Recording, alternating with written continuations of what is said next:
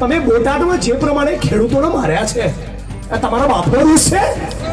તમે ખેડૂતોને શું સમજો છો? આ શું ફૂટેલી કારતૂસોને માથે બેસાડી છે? 25-30 વર્ષથી આ ચોરોને માથે બેસાડ્યા. હવે તો ગુજરાતીઓ જાગો. નરેન્દ્રભાઈને પૂછો તો ખાલી અદાણીને પધરાયું. 17 વર્ષના આર્યન નામના મુસ્લિમ છોકરાને બોટાદની પોલીસે કસ્ટડીમાં 8 દિવસ નગ્ન કરીને માર્યો. એ પણ અમે બોટાદવાસીઓ ચલાવવાના નથી. આપણી શું કંગાલિયત છે? સાવ આપણને પૂરા કરી નાખ્યા.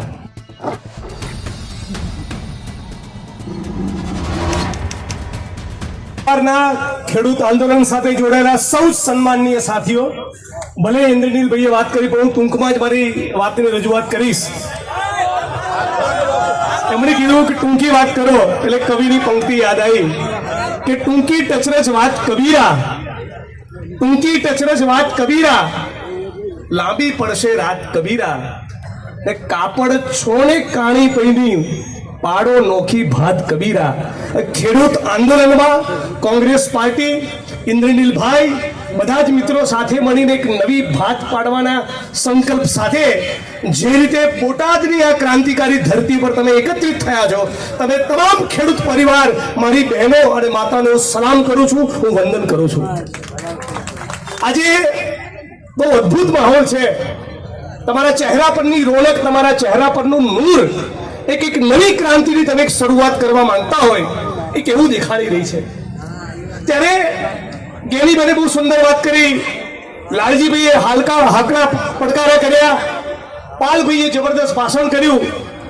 મને લલિતભાઈ કગથરાની એક વાત બહુ અદ્ભુત ગમી. આજે લલિતભાઈ એમના ભાષણમાં કીધું કે હે મારા ગુજરાતની જનતા, હે મારા ગુજરાતના ખેડૂતો, હું લલિત હતો, એમાંથી લલિતભાઈ થયો, પછી લલિત કાકા થયો, હવે લલિત દાદા થવું ત્યાં સુધી રાહ ના જુઓ. એના માટે હાથ જોડવા તમને આવ્યા છીએ. ઇન્દ્રનીલભાઈએ એમની વાતમાં કહ્યું કે આપણે ચૂંટણી ટાણે જ્ઞાતિ અને ધર્મમાં વેચાઈ જઈએ છીએ. કોળી પટેલ થઈ જઈએ, આદિવાસી અને દલિત થઈ જઈએ, કડવા અને લેવા થઈ જઈએ, આહિર થઈ જઈએ, ઉત્તર ગુજરાતમાં માંઝારી અને ચૌધરી થઈ જઈએ. ફક્ત ખેડૂત બનીને જો વિચારતા હોત તો 2025ના ગુજરાતમાં આપણી પરિસ્થિતિ આવી ના હોત. કોર્ટમાં જ્યારે કેસ ચાલતો હતો ત્યારે શહીદ આઝમ ભગતસિંહને પૂછ્યું કે क्रांति क्या है? ત્યારે ભગતસિંહે કીધેલું कि क्रांति से हमारा मतलब है किसानों और मजदूरों के हाथ में सत्ता. सत्ताना केंद्रमा ખેડૂત અને શ્રમજીવી મજદૂર હોવો જોઈએ. આ લોકોએ ધીમે ધીમે કરીને 25-30 વર્ષના શાસનમાં ખેડૂતોનું બોર્ડ ફિનિશ કરી નાખ્યું. ક્યાંયના રેવાના દીધા, દિલ્હીમાં જેવી ડંફાસ ઠોકે, યુપી અને બિહારમાં ભાષણ કરે નરેન્દ્રભાઈ અને કે આ ખેડૂતોની આવક હું ડબલ કરવાનો છું. આ લાલજીભાઈએ કીધું એ પ્રમાણે તમારા ભાવ તો જુઓ. એ આપણી શું કંગાલિયત છે? સાવ આપણને પૂરા કરી નાખ્યા. નકરી આખા ગુજરાતના 250 તાલુકામાં જ્યાં જુઓ ત્યાં ખોટી માપણી. મારું ખેતર તમારામાં બોલે, તમારું લાલજીભાઈમાં બોલે, લાલજીભાઈનું અમિતભાઈમાં બોલે, અમિતભાઈનું વસરામભાઈમાં બોલે.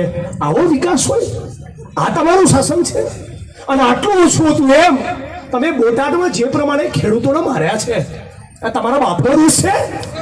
તમે ખેડૂતોને શું સમજો છો? 2 દિવસ પછી સરદાર વલ્લભભાઈ પટેલની જન્મ જયંતિ છે. સરદાર ગાંધી અને સરદારનું ગુજરાત એમ કરીને આખા દેશમાં તમે ભાષણ કરો છો. સરદાર વલ્લભભાઈ પટેલનું ચરિત્ર કેવું ઉજળું હતું. અને આ માણસનું ડાચું જોયું હોય 56 ઇંચ વાળાનું.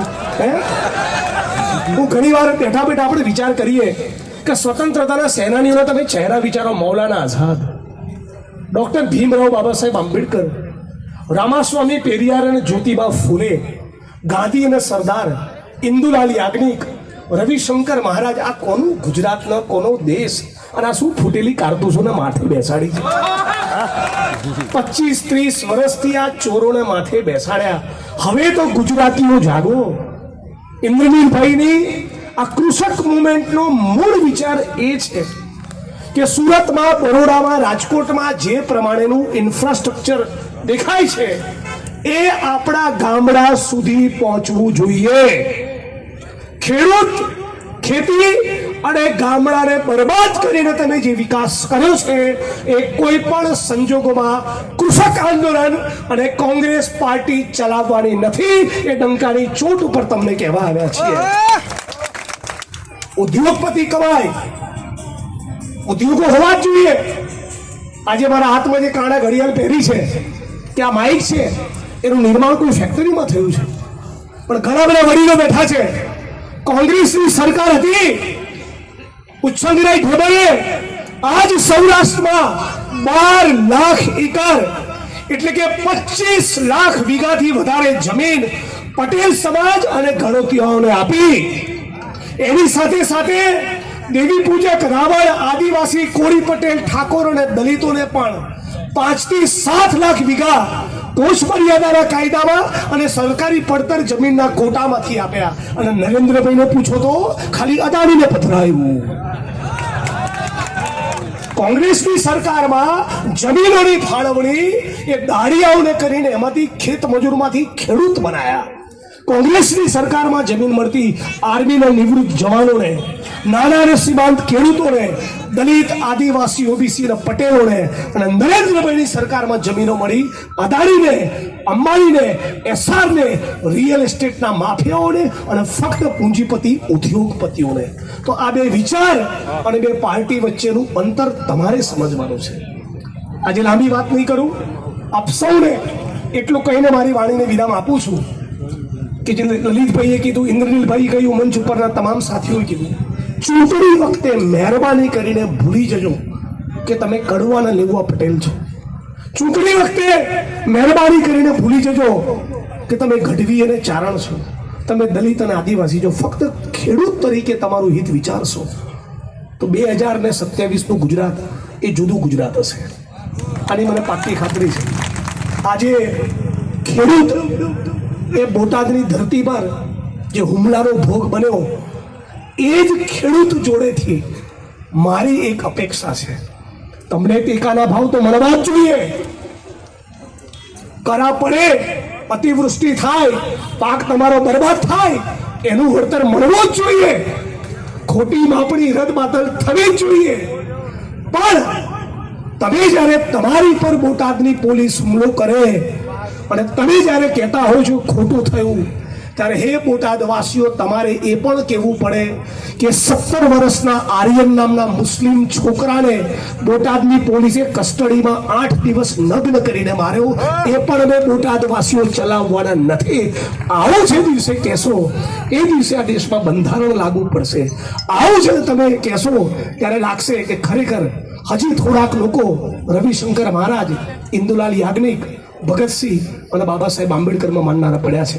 આપણે સાથે મળી જાતિ અને ધર્મનું કુંડાળું તોડી ખેડૂત તરીકે એક થઈએ, કૃષક આંદોલનને મજબૂત કરીએ, કોંગ્રેસને મજબૂત કરીએ, બહારથી આવનારા નાટકીયાઓને ઓળખીએ તો 2027નો દિવસ જુદો હશે.